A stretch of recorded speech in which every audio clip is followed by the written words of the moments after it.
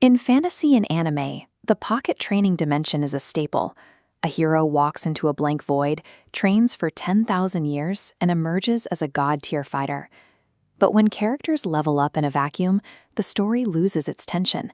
Conflicts start feeling like minor delays instead of genuine struggles. In a world where the ruling class considers magic a threat to their survival, a character's natural power transforms into a severe liability. This isn't a celebrated gift, it's a reason for the government to hunt you down. In the universe of the Annals of an Angel, the government embeds black obsidian crystals directly into the flesh of its citizens.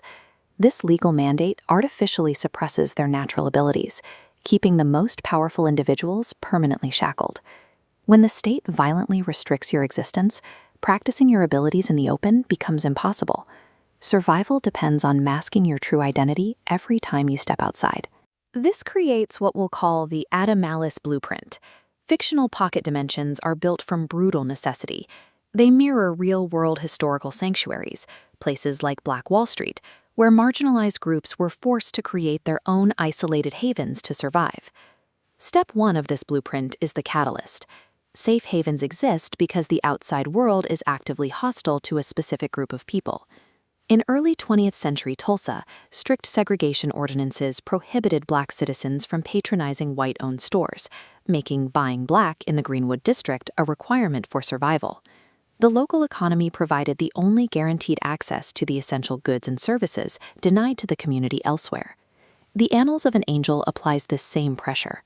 Prince Drake possesses legendary Super S-class abilities, but he cannot use them. Releasing that power openly would draw the immediate destructive wrath of a universe led by the oppressive Janus.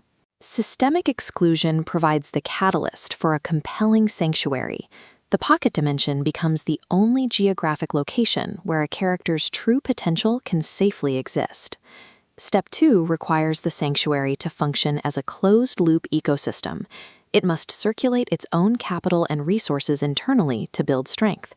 Greenwood achieved this historically by developing 108 independent Black-owned businesses.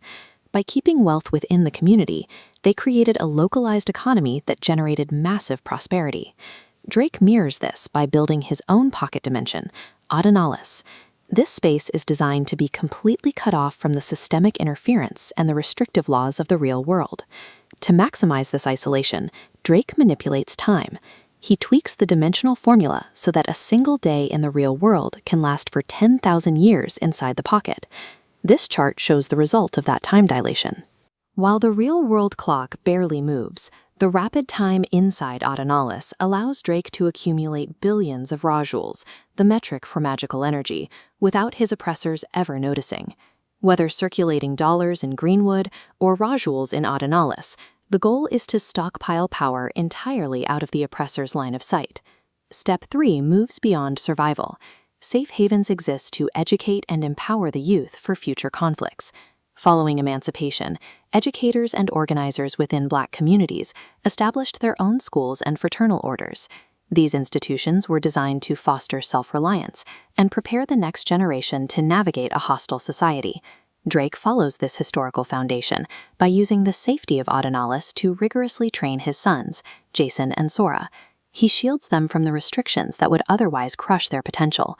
Inside the sanctuary, they spend the equivalent of millennia honing their abilities. They are biding their time, waiting for the moment when the dimensional seal breaks and they are ready to emerge. A sanctuary acts as an incubator. It prepares marginalized heroes to step out of the shadows and dismantle the system that forced them into hiding. A pocket dimension should never serve as a lazy narrative shortcut for fast-tracking action sequences. When you designed a world where heroes are systematically oppressed, the act of building an insular space gives your magic system profound weight. Once these sanctuaries are discovered, hostile systems often attempt to violently erase them. The destruction of Greenwood serves as a reminder of the threat faced by marginalized communities who build their own power.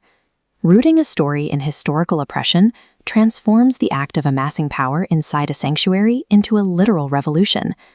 Evaluate your own fictional safe havens. Are they built out of convenience or survival? You can definitely see these core themes of sanctuary and resilience put into practice throughout the Annals of an Angel. Please let me know exactly how you build these isolated spaces in your own writing, and subscribe for more world building guides.